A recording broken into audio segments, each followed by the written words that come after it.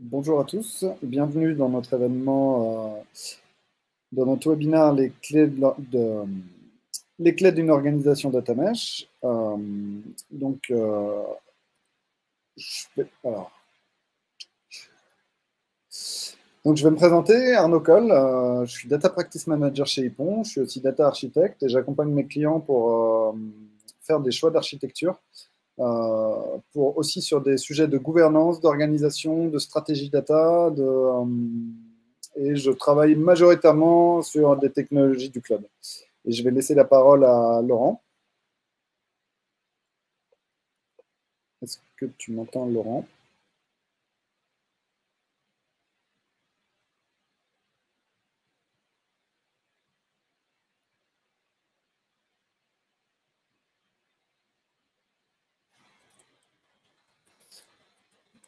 Je vais continuer en attendant que Laurent se connecte. Euh, donc Laurent est directeur de mission. Il est aussi, il accompagne des clients pour établir leur schéma directeur et il s'intéresse énormément aux organisations et c'est pour ça qu'on va vous parler aujourd'hui de data mesh. Donc vous verrez sur la droite de votre panneau, vous verrez une capacité de poser des questions et d'interagir avec nous à travers le chat. Donc n'hésitez pas à nous poser vos questions tout au long du webinaire. On s'excuse, hein, on a des soucis de connexion de la part de Laurent. Il est en train d'essayer de les résoudre. Pourtant, on avait fait un dry run hier, mais c'est pas grave, je vais continuer la présentation. Bon, normalement, me voilà. Voilà. Bonjour tout le monde. Merci Arnaud d'avoir présenté à ma place. Alors, je fais l'introduction et du coup, vas-y, continue. C'est parti. Donc, Ypon, nous sommes 500 dans le monde, 400 en France, et nous sommes organisés en practice. On a 8 practices, certaines practices plutôt pour les phases amont des projets qu'on appelle le discovery. Donc, ça va être plutôt les practices UX, stratégie, design de service, et des practices plutôt delivery. Donc, on va retrouver full stack, moderne architecture, cloud, et on va retrouver la practice data que j'anime.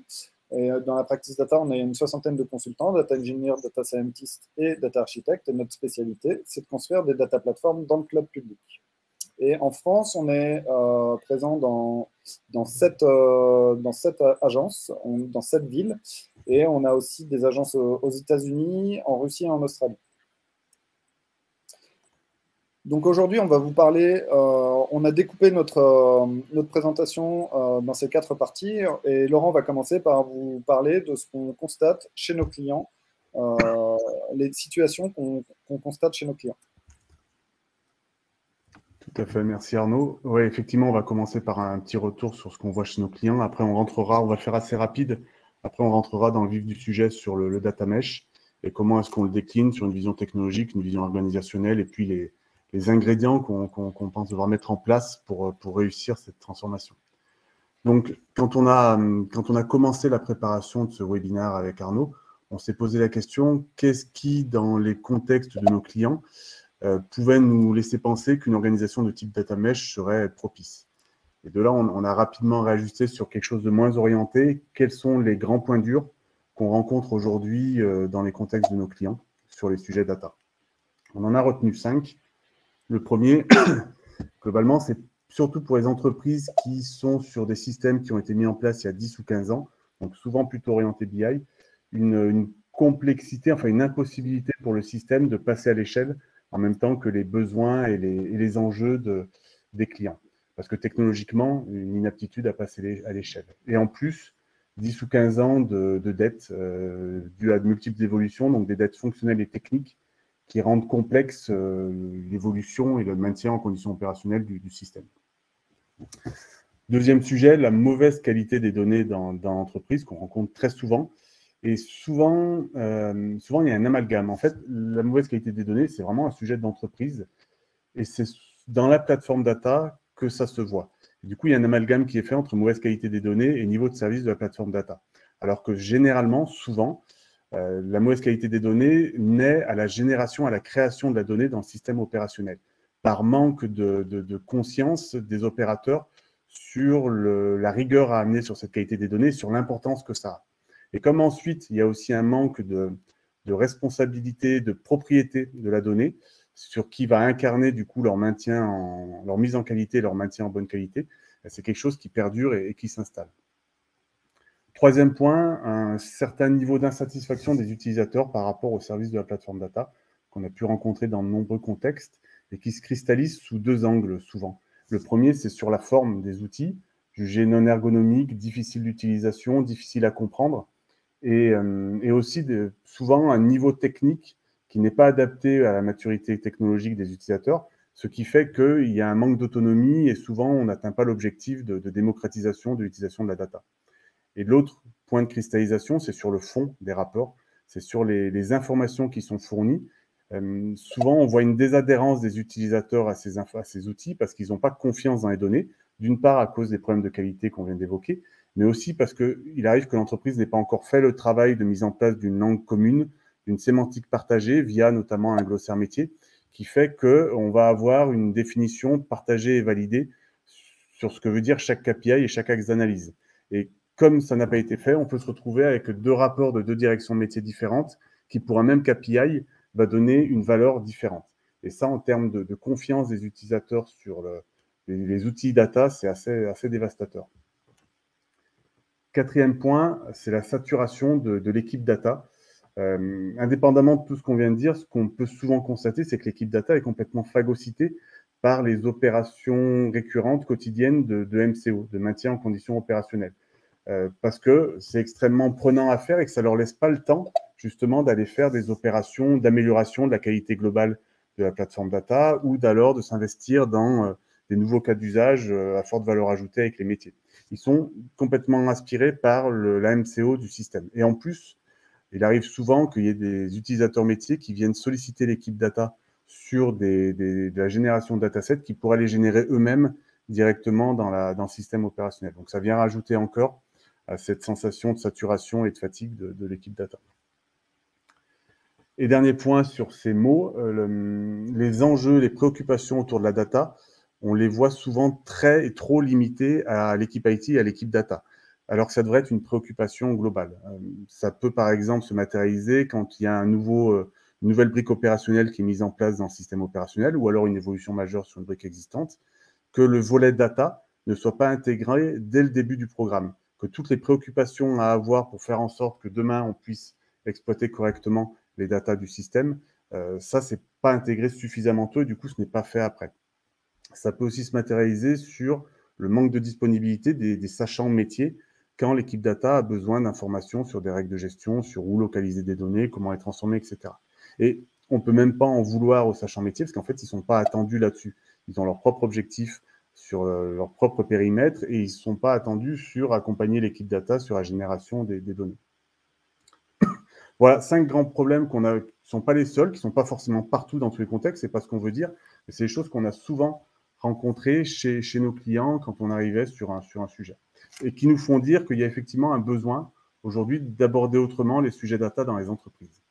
Et comme il faut voir aussi les bonnes choses, il y a aussi des contextes qui sont extrêmement porteurs en ce moment, des effets d'opportunité qui sont hyper intéressants. Par exemple, tout ce qui est trajectoire data aujourd'hui est visible au niveau direction générale des entreprises. En 2021, ça nous a fréquemment arrivé de voir des entreprises qui avaient mis en place des plans pluriannuels stratégiques avec un volet à part entière sur la partie data, avec comme objectif de comment mieux valoriser la data. Donc, on a l'appui, on a le sponsoring de la direction générale, et ça, on va le voir, c'est hyper important par rapport aux genres de transformation qu'on veut mettre en place. Ensuite, les sujets gouvernance, aujourd'hui, sont sur le devant de la scène. Il y a quelques années de ça, quand on proposait une vision organisationnelle sur nos roadmaps, on sentait que ce n'était pas la préoccupation première. On voulait avant tout mettre en place une plateforme technologique. Aujourd'hui, on sent qu'il y a une vraie prise de conscience sur le fait que mettre en place une plateforme technologique, ça ne suffit pas. Si on veut qu'elle évolue correctement, qu'elle reste juste dans le temps, qu'il y ait une vraie adhérence métier technique, c'est important de penser l'organisation autour, les process, les rôles et responsabilités. Et on va voir à quel point c'est important sur le data mesh. Et dernier point d'opportunité, il y a toute une génération aujourd'hui d'outils qui arrivent à maturité, des outils qui offrent une grande scalabilité financière et technologique et qui offrent une grande agilité quand on veut baisser et monter en charge en fonction des besoins. Et ça, on va voir également à quel point ça peut être intéressant si on se projette du coup sur une organisation un peu différente. Donc voilà, cette synthèse entre les mots qu'on rencontre et les effets d'opportunité qu'on constate fait qu'effectivement, on se dit qu'aujourd'hui, ça peut être un moment vraiment intéressant pour se projeter sur une nouvelle manière de gérer la data dans l'entreprise. Et donc, une des solutions possibles, c'est l'organisation Data Mesh. Et je vais rendre la parole à Arnaud pour qu'il nous la présente.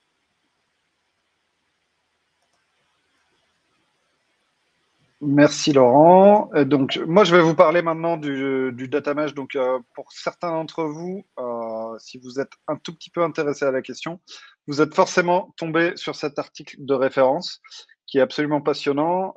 J'ai échangé déjà avec plusieurs de mes collègues et de mes clients et c'est vraiment le genre d'article qui nous permet d'améliorer notre compréhension sur un bon nombre de questions. Je vais naviguer avec vous à travers ces principaux schémas. Donc, le premier schéma qu'on va voir ici, déjà, il introduit une notion importante, c'est qu'il faut séparer le plan opérationnel des données, donc le plan des données transactionnelles, les données de production, du plan analytique. On retrouve encore des situations où on essaye de faire porter par les bases de données de production une certaine notion d'analyse. Il faut éviter cet amalgame et il faut vraiment réussir à séparer physiquement ces deux environnements. Et donc, on va retrouver le Analytical Data Plane, dans lequel vous pouvez avoir des data lakes, des data warehouses, des solutions data dédiées. Et entre les deux, on va retrouver le classique flux de données, pipeline de données avec extraction, transformation et chargement, loading. Donc, on va retrouver notre flux ETL. Là, pour l'instant, ça reste relativement compréhensible. Les choses se complexifient évidemment avec le temps et on va retrouver de plus en plus de flux de transformation qui vont s'entrecroiser et on commence déjà à avoir émergé une complexité. Qui est responsable de faire évoluer le modèle? Si le modèle de données source, comment on peut mesurer les impacts sur la cible? Comment faire une gouvernance fédérée dans cette situation? Et on voit déjà que sur la droite, on a une complexité aussi de la modélisation de données pour que ça puisse porter plusieurs cas d'usage. Donc, pour résoudre cette complexité de modélisation, ce qu'on a décidé d'utiliser, c'est plutôt un data lake en stockant des données préparées globalement et ensuite en les spécialisant, donc en remettant des flux d'ETL pour les spécialiser pour les usages finaux. Par exemple, on va avoir des data labs pour les data scientists, des lakeshore ou des data mart pour les business analysts. Mais on voit ici apparaître beaucoup de pipelines, beaucoup de choses à maintenir et à gouverner. Le data mesh, ce qu'il préconise, c'est de s'organiser sous forme de domaine. Donc, sur la gauche, on voit un découpage en domaines métiers, les artistes, les podcasts et les users, qui vont nous rappeler les bounded de contexte qu'on va retrouver dans les architectures microservices. Et finalement, un domaine est responsable de sa consommation de données, donc d'accéder ici, par exemple, à l'historique des données concernant les artistes, de faire émerger ces data products, donc de les concevoir et de les développer. Et un data product, c'est un point de consommation de la donnée. Donc ça va être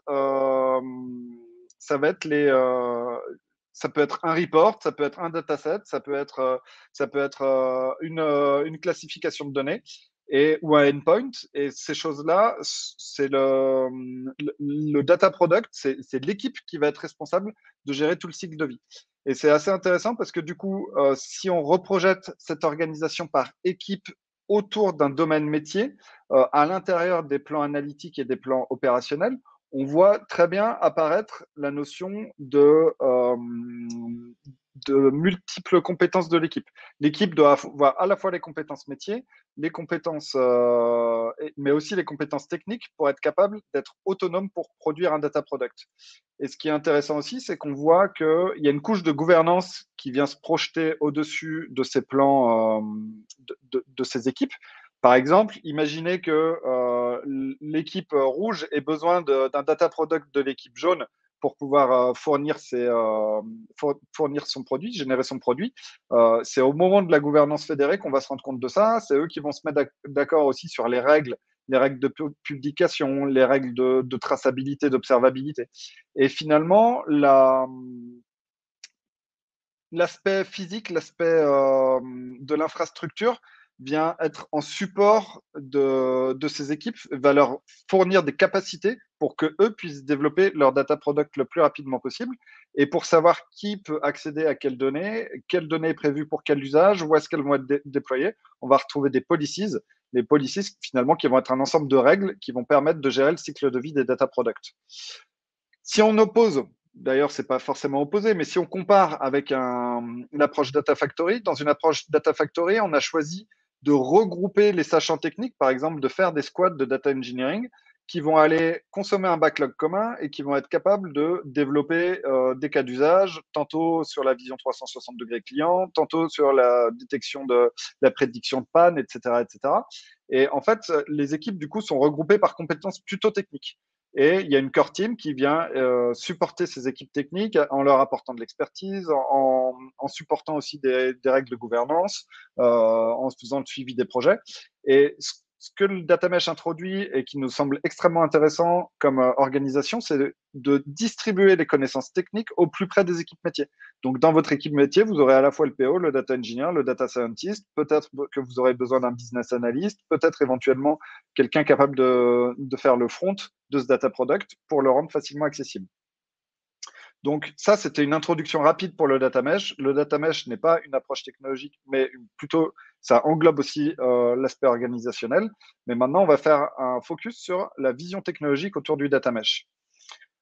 Vous pouvez avoir ce type de plateforme où on va bien retrouver un noyau central qui va porter toute la couche de fédération et des satellites, donc des meshs qui vont correspondre aux différentes équipes.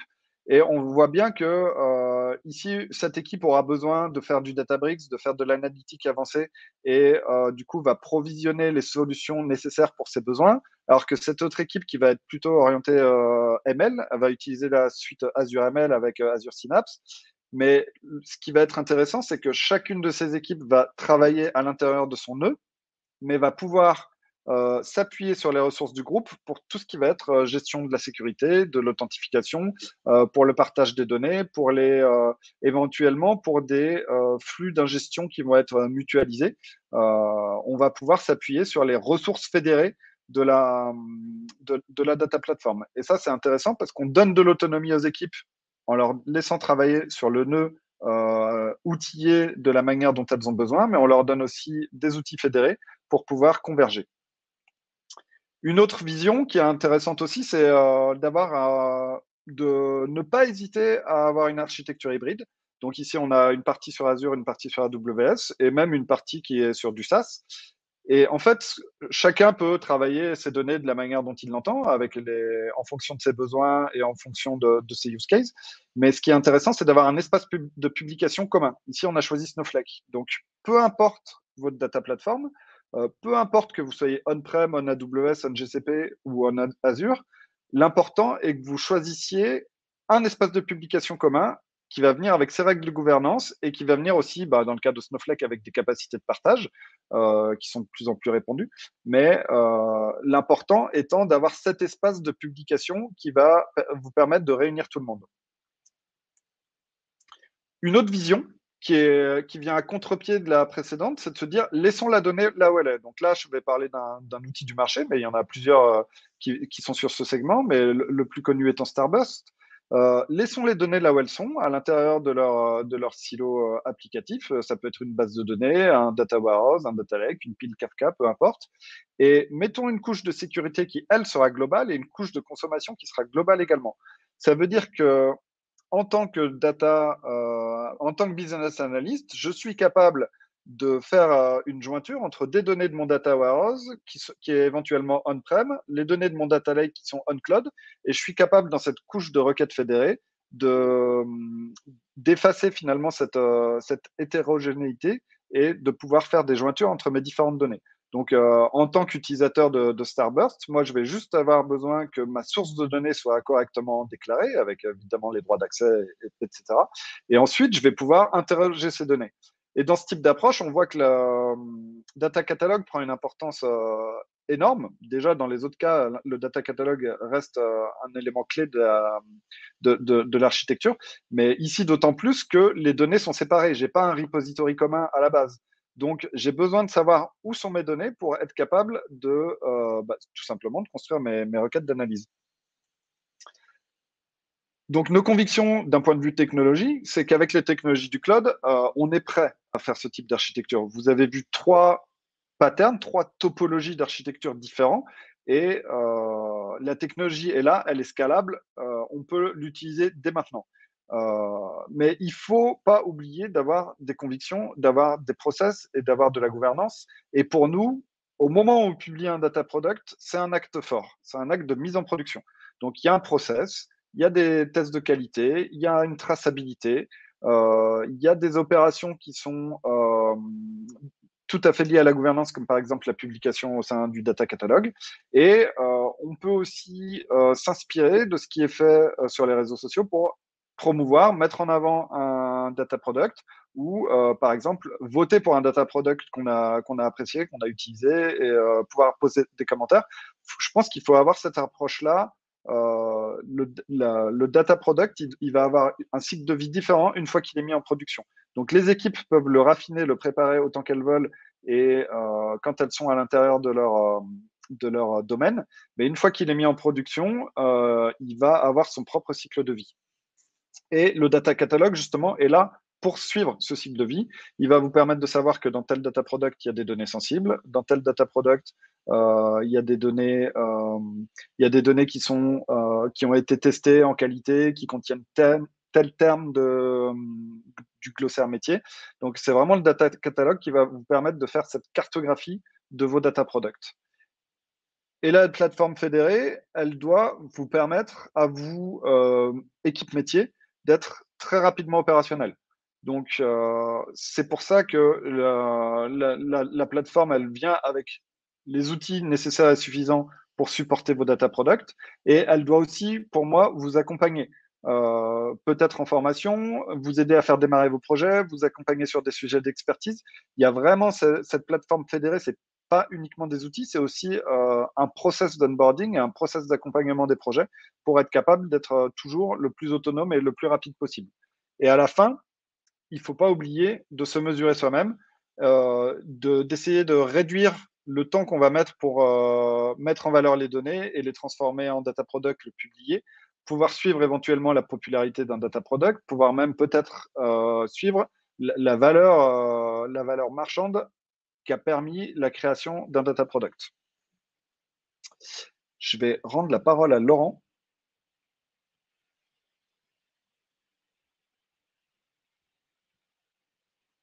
On ne t'entend pas, Laurent, t'es en mute.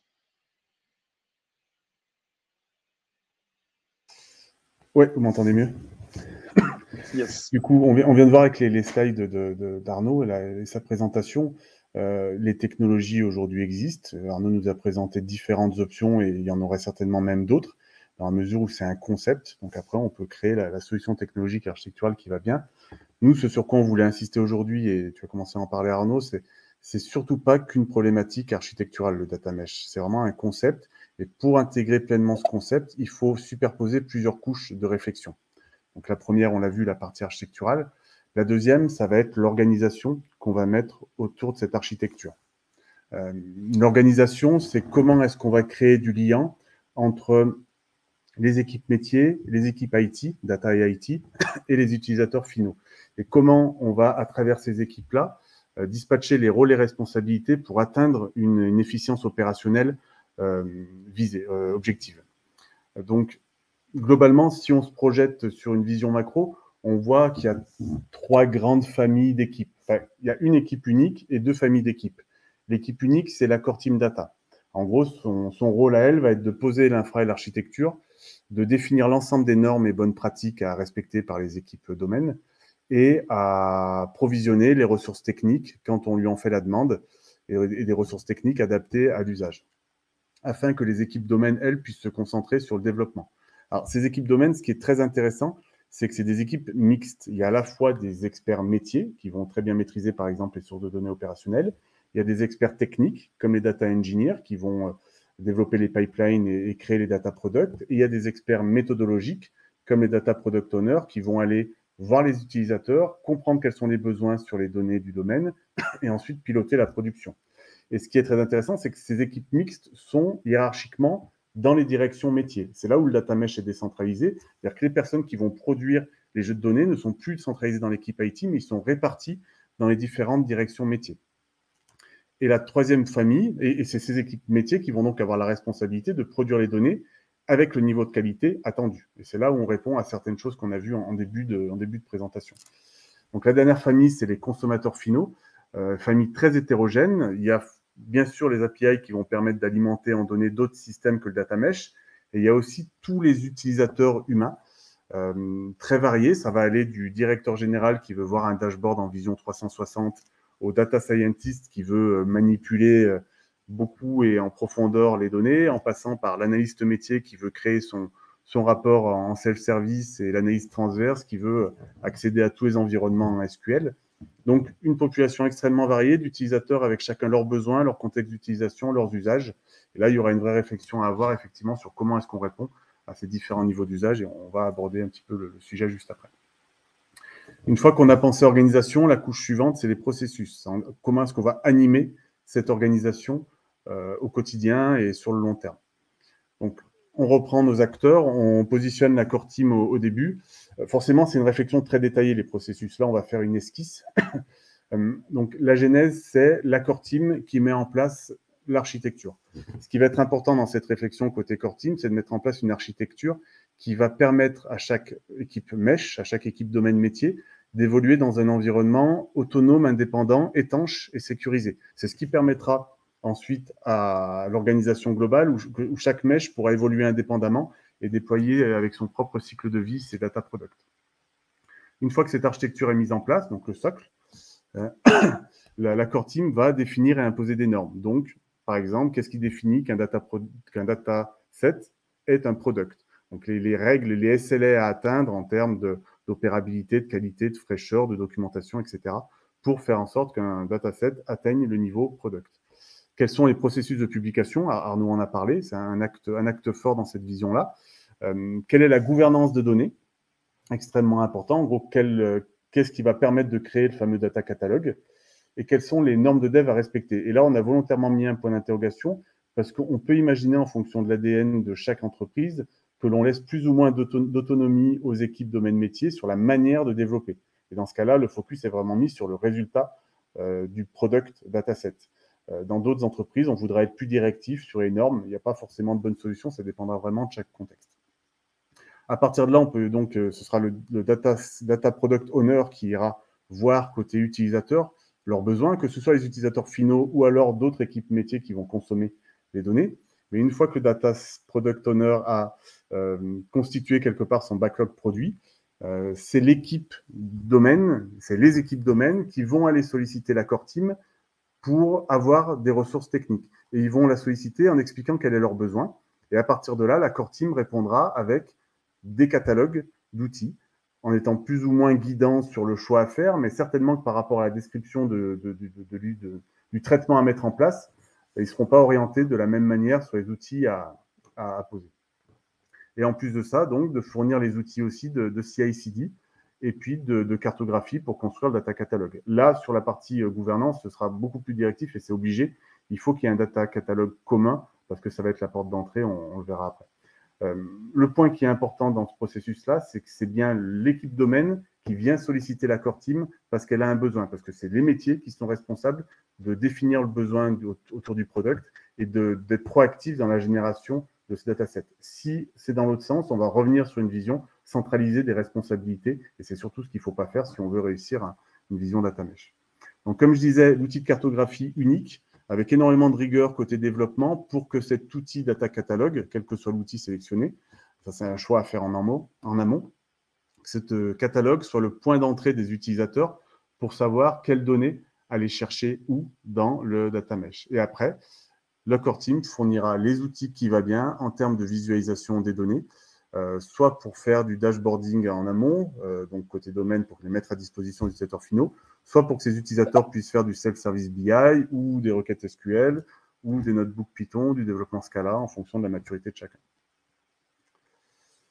Comme l'a dit Arnaud tout à l'heure, il y a une gouvernance fédérée qui est à penser. À partir du moment où la core team définit et met en place des normes, il faut suivre dans le temps que ces normes et ces bonnes pratiques sont respectées. Donc, il y a une vraie notion d'animation de communauté qui doit aussi permettre de prendre du feedback des utilisateurs sur leur niveau de satisfaction, sur ce qui marche bien, ce qui ne marche pas bien, de mesurer aussi ces feedbacks sous forme d'atteinte à des SLA pour pouvoir se mettre dans une démarche d'amélioration continue, et c'est un point très important.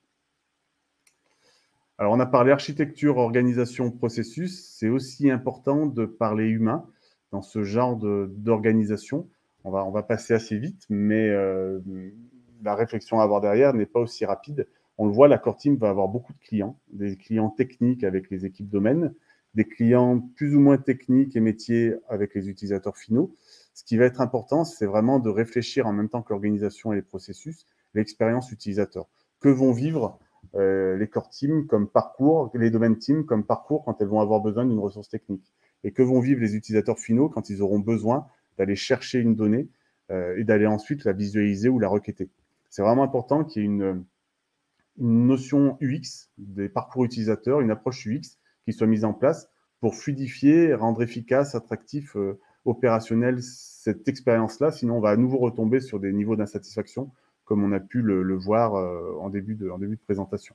Et le point important, notamment pour les utilisateurs finaux, on l'a vu, l'organisation, elle est potentiellement complexe. Donc, il faut vraiment que cette complexité de l'architecture et de l'organisation soit absorbée par le fonctionnement et soit transparente pour les utilisateurs finaux. Eux, il faut qu'ils vivent une expérience de j'ai besoin de telle donnée, je la trouve, je veux la requêter avec tel outil, je le trouve. Donc, une vision unifiée de l'exposition des données. Alors, du coup, la question suivante, c'est est-ce que cette vision data mesh est éligible dans tous les contextes? Est-ce qu'on peut systématiquement la déployer? On voit qu'elle a quand même des ingrédients, des éléments qui sont hyper intéressants pour répondre aux mots qu'on a vus au début. Est-ce qu'on peut la mettre en place partout? On s'est aussi posé du coup cette question. Ce qui nous paraît important, on voit, on est dans une transformation qui est assez profonde. On va créer de la transversalité, on va mélanger des métiers et des équipes techniques, on va potentiellement du coup toucher à des responsabilités, voire froisser des susceptibilités, casser des silos. En tout cas, c'est absolument indispensable d'avoir la légitimité de la direction générale pour pouvoir justement créer cette transversalité. Si l'impulsion vient d'un des silos, on ne peut pas casser les silos. C'est absolument impossible, il faut être au-dessus. Donc, il faut être légitimé par le top management dans ce genre de transformation. Ensuite, il faut quelque part que le contexte en vaille la peine. C'est-à-dire qu'il faut avoir si on veut créer des équipes décentralisées par métier, il faut ensuite avoir de quoi les occuper. Ça paraît évident, mais ça va mieux en le disant. C'est-à-dire que si on n'a pas des backlogs produits suffisamment importants, cette transformation-là sera peut-être surmesurée par rapport à l'enjeu. Et en fait, ça va aussi beaucoup avec ce qui a fait que les équipes data se sont retrouvées un peu goulot d'étranglement au fil du temps. Dans les contextes où il y a des grands enjeux autour de la data, où il y a des multiples sources de données, où il y a beaucoup d'expérimentation, d'utilisation en aval, cette approche-là va être hyper intéressante parce que ça va permettre d'absorber cette complexité et de répartir le travail. Mais bon, en tout cas, le point, c'est qu'il faut qu'il y ait vraiment il faut qu'il y ait un grand programme data à traiter et pas mal de backlog produits. Et puis, les derniers points sur ces prérequis indispensables, ce n'est pas vraiment des prérequis parce que ça peut se développer en même temps que la transformation, c'est complètement imaginable, mais c'est d'avoir une approche produit. On a vu le rôle du data product owner qui va aller récupérer les besoins des différents utilisateurs et ensuite, c'est lui qui va piloter le développement. Et puis, l'approche DevOps, parce que pour que ça prenne tout son sens, il faut que cette organisation, il faut que chacun des meshes soit capable d'avoir ses propres cycles de vie, de création, de déploiement, etc., pour que ce soit efficace et d'avoir un niveau optimal de mise à jour de tout le système en permanence. Avant de passer la main à Arnaud pour la conclusion, quelque chose qui nous paraît important, parce qu'on voit qu'on est quand même sur une transformation qui est conséquente. Ce genre de transformation, on préconise toujours de les faire en différentes étapes avec une approche petit pas. Alors, là où on n'a pas une approche petit pas, c'est pour comprendre l'existant, analyser le contexte. On a vu, on est assez dogmatique là dans ce qu'on a présenté. Il y a le data mesh d'un côté, il y a le data factory, même si ça ne s'oppose pas, c'est des logiques totalement différentes. Ces dogmes sont importants pour poser des bases. Après, ce qui va être vraiment approprié, c'est d'aller voir chaque entreprise, qui elle est, quelle est son histoire, quelle est sa culture, quel est son ADN, quelle est son existence, sa maturité, où elle veut aller, quels sont aussi ses points forts et ses points faibles à date, parce que le but, c'est pas de tout révolutionner inutilement, il faut s'appuyer sur ce qui marche bien. Donc, on va faire un audit global, même si le terme audit est peut-être un peu fort, mais on va faire une analyse de l'existant. Et à partir de cet existant, on va construire la cible vraiment adaptée aux besoins de l'entreprise dans laquelle elle se reconnaîtra et qui aura une chance de bien prendre et de grandir avec l'entreprise. Donc ça, on va construire la vision et ensuite, on va la déployer petit à petit par périmètre, que ce soit des périmètres techniques sur certaines ressources ou des périmètres métiers sur certains use cases. L'important, c'est d'y aller pas à pas et de systématiquement se mettre dans une démarche de mesure de l'adoption, de la satisfaction, de l'efficacité opérationnelle pour ensuite faire de l'amélioration continue. C'est juste, je finirai là-dessus, on est sur une organisation. Une organisation, c'est censé être vivant. Il ne faut surtout pas se priver de la faire bonifier avec le temps et l'expérience. Et Arnaud, je te laisse la main pour la conclusion. Vas-y, reste sur ta présentation. Je passe juste au dernier slide, s'il te plaît.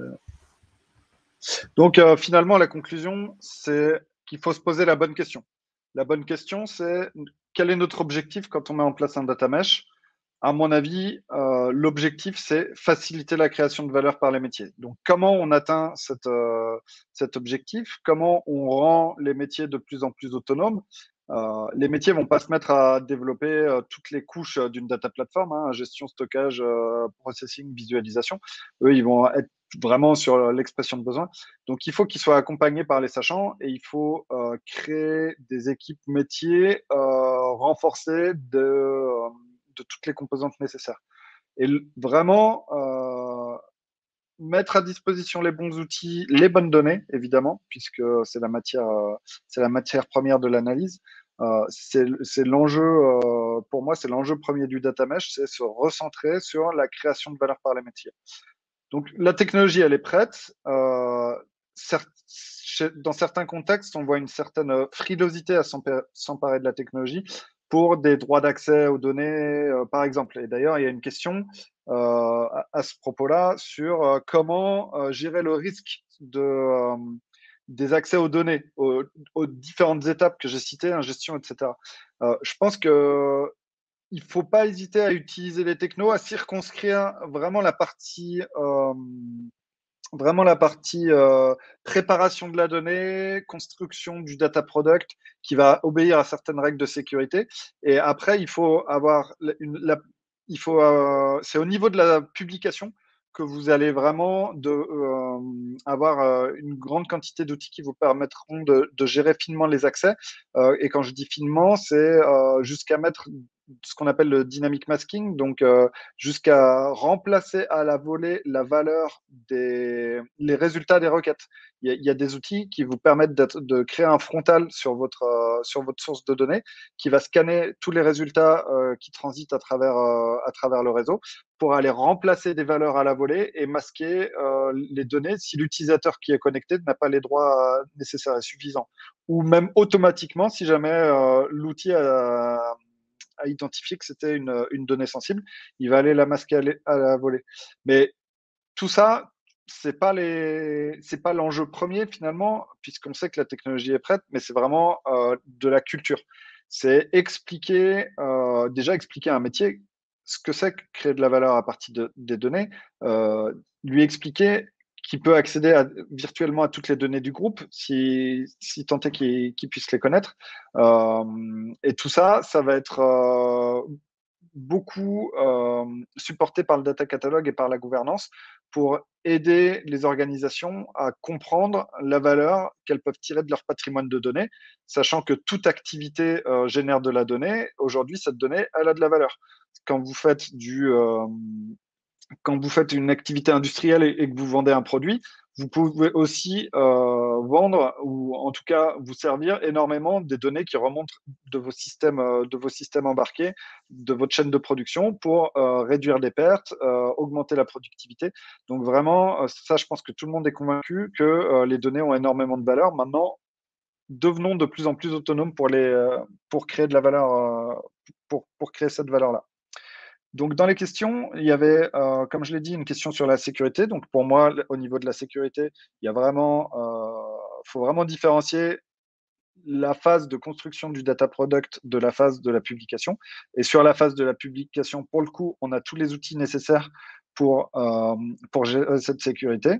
Il y avait une autre question d'architecture par rapport à l'architecture avec Starburst. Alors, c'est vrai qu'il va y avoir un impact de perf sur les bases de prod, mais bien sûr, il ne faudra pas aller taper sur vos bases de prod, sur vos nœuds d'écriture. Il faudra aller taper sur des réplicas de lecture. Et ce qui va être particulièrement intéressant, c'est que l'outil qu'on utilise, donc Starburst, c'est un Presto, c'est un Apache Presto qui est optimisé, managé et qui est vraiment sur mesure pour l'outil. Et là, il va avoir tout son sens branché sur des data lakes variés. Ça peut être une partie on-prem, une partie on-cloud, et vous allez pouvoir faire cette fédération grâce à cet outil-là. J'ai une autre question. Il y avait une question qui va t'intéresser, Laurent. C'était quel est le rôle de la core team? Est-ce que la core team, elle s'intéresse uniquement à la couche plutôt technologique? Et est-ce qu'elle doit être aussi à la disposition des utilisateurs finaux? Ouais, effectivement, c'est une excellente question. Je pense que la guideline qu'on peut garder en tête, c'est que tout ce qui est transdomaine, c'est la core team. Tout ce qui est spécifique à un domaine, c'est une équipe domaine. Globalement, à partir du moment où il y a besoin d'avoir des informations détaillées internes à un domaine, c'est plus la core team. Là, par rapport à la question, effectivement, à partir du moment où on peut être à même de mettre à disposition des couches qui vont regrouper plusieurs domaines pour mettre en place une approche transverse, typiquement une vision 360 sur un sujet, on peut arriver à sortir du cadre du domaine et que ce soit géré par la core team. Alors, je suis d'accord dans la remarque sur le fait que dans la logique, elle se met plus sur la couche tech archi. Donc, il y a deux solutions. Soit, effectivement, la core team est responsable de la mise en place d'une plateforme unique d'exposition des données qui va être transverse à tous les domaines, soit on crée un mesh spécifique qui, quelque part, va aller consommer les data products de tous les autres mesh et qui va être plutôt orienté exposition des données en mode data vis pour offrir cette couche sémantique globale. Après, pour certains utilisateurs très techniques, je pense qu'effectivement, il ne faut pas s'interdire la possibilité de mettre à disposition des ressources techniques directement par la core team. Mais dans la logique, oui, c'est plutôt les domaines qui fournissent des products. Ceux-ci peuvent être des datasets, mais peuvent aussi être des visualisations, tant que c'est sur leur domaine. Après, quand c'est transverse, ça peut dépasser effectivement le périmètre de responsabilité des équipes domaine. Il y a une Est-ce que question j'ai répondu aussi à votre question? Bon, je pense que oui, parce qu'il a répondu OK. Merci. Question de Christophe Anglade. Donc, les mécanismes à mettre en place pour laisser la liberté aux producteurs de faire évoluer leurs produits, donc pouvoir faire évoluer les sources et les data products, tout en garantissant une utilisabilité sur du long terme aux consommateurs. Pour moi, la gestion du contrat va être portée finalement par la couche de publication. Quand on publie un data product, on doit, au même titre que quand on publie une API, on doit garantir une certaine compatibilité. En général, la bonne pratique qu'on fait par exemple en gestion de dataset, c'est qu'on ne supprime pas une colonne. Si on a besoin de modifier un champ, de modifier la manière dont est construit quelque chose, on va plutôt avoir tendance à publier une nouvelle colonne qui va porter l'évolution pour éviter qu'il existe des régressions chez les consommateurs. Et on va avoir aussi la capacité vu que, comme je le disais, la publication d'un data product doit être un acte de mise en production, on doit aussi être en capacité de tester des régressions. Donc évidemment, on ne peut pas tester les régressions chez les consommateurs, mais c'est pour ça qu'on va plutôt avoir tendance à publier un data product à côté ou rajouter des colonnes à un data product existant, mais la bonne pratique sera de ne jamais en supprimer. Il y a une question de Antoine Laurent qui va te parler. Est-ce que le data mesh favorise plus facilement le déploiement d'une culture data-centrique au sein de l'entreprise que l'approche data factory? Alors, je pense que oui. En fait, on l'a vu au début par rapport aux problématiques sur l'insuffisance de la qualité ou le fait que les préoccupations étaient beaucoup plus sur l'équipe data.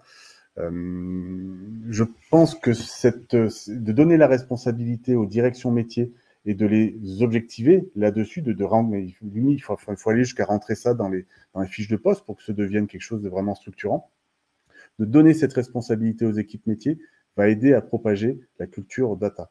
Ça me paraît clair parce que ça va être porté, en fait, le data mesh va porter ça de manière intrinsèque. Là où si on est en mode data factory, on va centraliser la culture data sur les préoccupations et les responsabilités autour de la data sur l'IT. Donc il faudra, ça ne veut pas dire qu'on ne peut pas développer la culture data, mais il faudra prévoir, en plus de l'organisation Data Factory, tout le nécessaire en termes de communication, en termes de propositions de services, en termes de processus gagnant-gagnant entre les métiers et l'IT pour que cette culture se développe.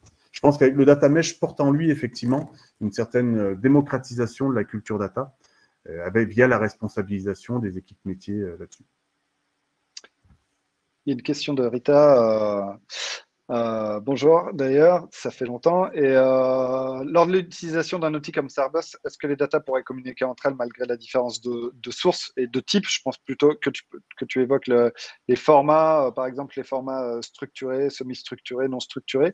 Est-ce que Starburst ajoute automatiquement une couche d'harmonisation? Non, pour moi, c'est au moment de la consommation de la donnée que si par exemple tu veux croiser du JSON avec des données qui sont dans des tables, c'est au moment où on écrit la requête qu'il faut qu'on fasse cette couche, cette étape d'homogénéisation, mais c'est pas automatique.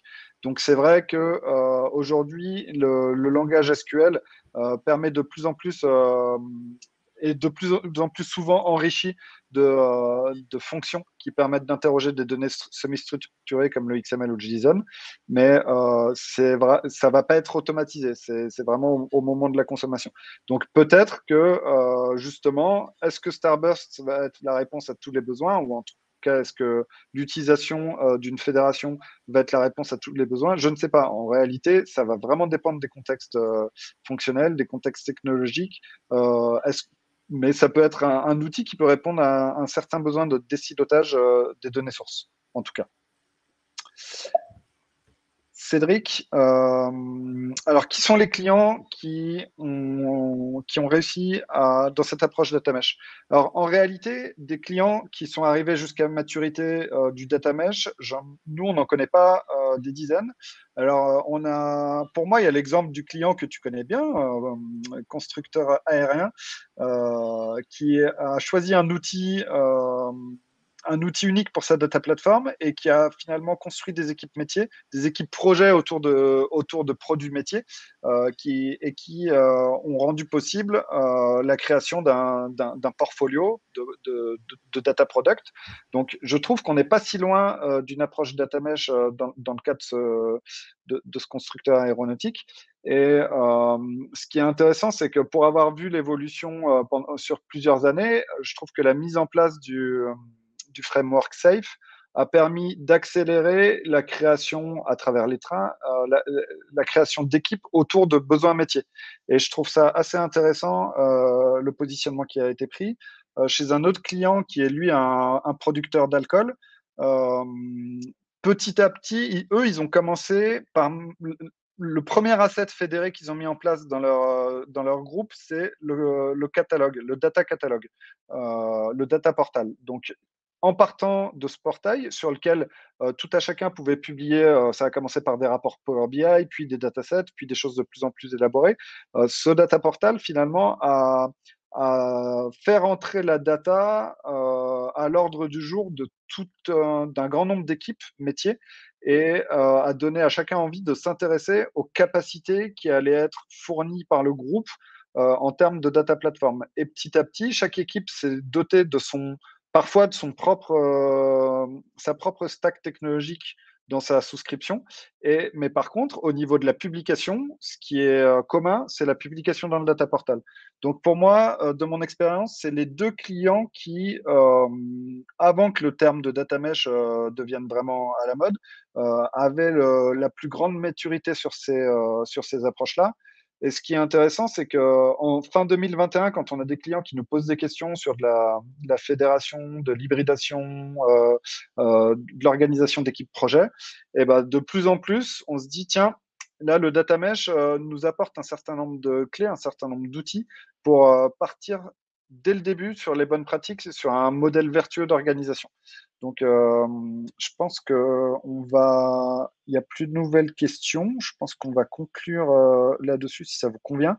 Mais clairement, on est convaincu de la valeur de,